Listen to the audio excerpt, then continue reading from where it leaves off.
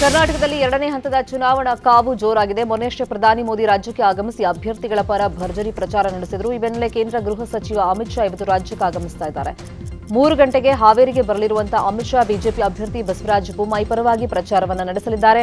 ರಾಣೆಬೆನ್ನೂರಿನ ಕುರಬರಗಿ ಕ್ರಾಸ್ನಿಂದ ಅಶೋಕ ಸರ್ಕಲ್ವರೆಗೆ ಬೃಹತ್ road show ನಡೆಸಲಿದ್ದಾರೆ. Amit Shah road show ಹಿನ್ನೆಲೆಯಲ್ಲಿ ಭಾರೀ ಬಂದೋಬಸ್ತ್ ಕೈಗೊಳ್ಳಲಾಗಿದೆ.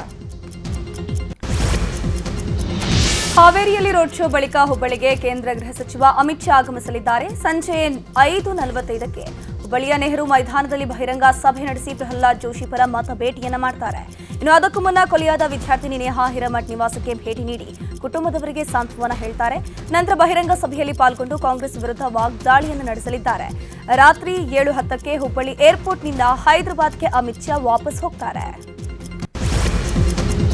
ಚಿಕ್ಕೋಡಿಯಲ್ಲಿ ಮರಾಠ ಮತಗಳ ಓಲೈಕೆಗಾಗಿ ಕಾಂಗ್ರೆಸ್ ಬಿಜೆಪಿ ನಾಯಕರು ಮಹಾರಾಷ್ಟ್ರ ನಾಯಕರ ಮೊರೆ ಹೋಗಿದ್ದಾರೆ.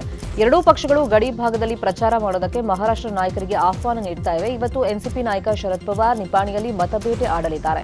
ಕಾಂಗ್ರೆಸ್ ಅಭ್ಯರ್ಥಿ ಪ್ರಿಯಾಂಕಾ ಜಾರಕಿಹೊಳಿ ಪರವಾಗಿ ಪ್ರಚಾರವನ್ನ ಮಾಡಲಿದ್ದಾರೆ. ಅತ ಬಿಜೆಪಿ ನಾಯಕರು ಕೂಡ ಮಹಾರಾಷ್ಟ್ರ ಮುಖ್ಯಮಂತ್ರಿ ಏಕನಾಥ್ ಶಿಂದೆ ಹಾಗೂ ಡಿಸಿಎಂ ದೇವೇಂದ್ರ ಫಡ್ನವೀಸ್ಗೆ ಆಹ್ವಾನವನ್ನ ಕೊಟ್ಟಿದ್ದಾರೆ.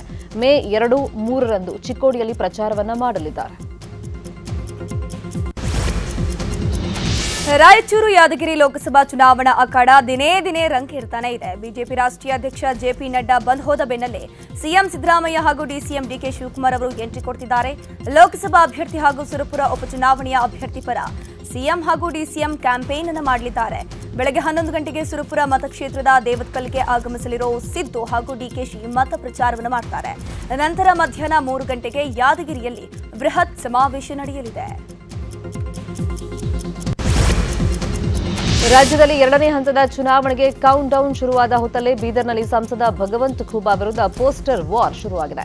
ಖೂಬಾ ವಿರುದ್ಧದ ಪೋಸ್ಟ್ಗಳು ಸೋಷಿಯಲ್ ಮೀಡಿಯಾದಲ್ಲಿ ಭಾರೀ ವೈರಲ್ ಆಗ್ತಾ ಇದೆ. ಖೂಬಾ ಹಟಾವೋ, ಬೀದರ್ ಬಚಾವೋ, 10 ವರ್ಷ ಖೂಬಾ ಅಭಿವೃದ್ಧಿ ಶೂನ್ಯ, ಕೋಟಿ ಕೋಟಿ ಲೂಟಿಗೆ ಇವರ ದೊಡ್ಡ ಸಾಧನೆ, ಕೊರೋನಾದಲ್ಲಿ ಎಲ್ಲಿದೆಯಪ್ಪ, ಬೀದರ್ಗೆ ಗೂಂಡಾ ಸಂಸದ ಬೇಕಾ, ಮಾಜಿ ಸಚಿವ ಪ್ರಭು ಚೌಹಾಣ್ ಹತ್ಯೆಗೆ ಯತ್ನಿಸಿದ್ದೇ ಖೂಬಾ ಅಂತ 10 ಪೋಸ್ಟರ್ಗಳನ್ನು ಹರಿಬಿಡಲಾಗಿದೆ.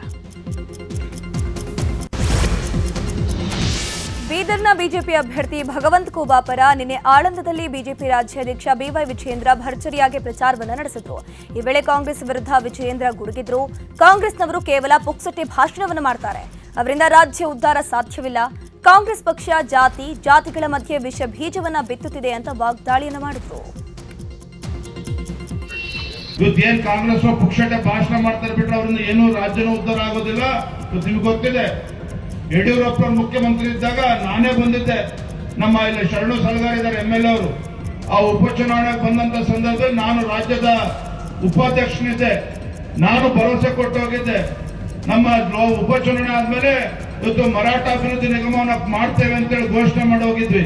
ಚುನಾವಣೆ ಗೆದ್ಮೇಲೆ ಯಡಿಯೂರಪ್ಪ ಮುಖ್ಯಮಂತ್ರಿ ಇದ್ದಾಗ ಮರಾಠ ಅಭಿವೃದ್ಧಿ ನಿಗಮವನ್ನು ಕೂಡ ಮಾಡಿದ್ದೇವೆ.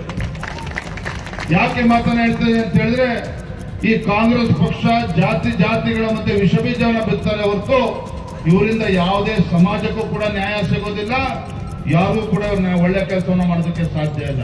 ಇವತ್ತೇನ್ ಕಾಂಗ್ರೆಸ್ ಪುಕ್ಷಟೆ ಭಾಷಣ ಮಾಡ್ತಾರೆ ಬಿಟ್ರೆ ಅವರಿಂದ ಏನೂ ರಾಜ್ಯ. ಕನ್ನಡಿಗರ ಮೆಚ್ಚಿನ ನಿಮ್ಮ ನ್ಯೂಸ್ 18 ಕನ್ನಡ ಈಗ ವಾಟ್ಸ್ಆಪ್ನಲ್ಲಿಯೂ ಲಭ್ಯ. ಕರ್ನಾಟಕ ಮತ್ತು ದೇಶ ವಿದೇಶದ 360 ಡಿಗ್ರಿ ಸುದ್ದಿ ವಿವರವನ್ನ ನೀವು ನಿಮ್ಮ ಕೈ ಬೆರಳುಗಳಲ್ಲಿಯೇ ಪಡೆಯೋದಿಕ್ಕೆ ಈ QR ಕೋಡ್ ಅನ್ನು ಸ್ಕ್ಯಾನ್ ಮಾಡಿ. ನಮ್ಮ ಚಾನೆಲ್ ಅನ್ನು ಫಾಲೋ ಮಾಡಿ, ನೋಟಿಫಿಕೇಶನ್ ಆನ್ ಮಾಡಿ.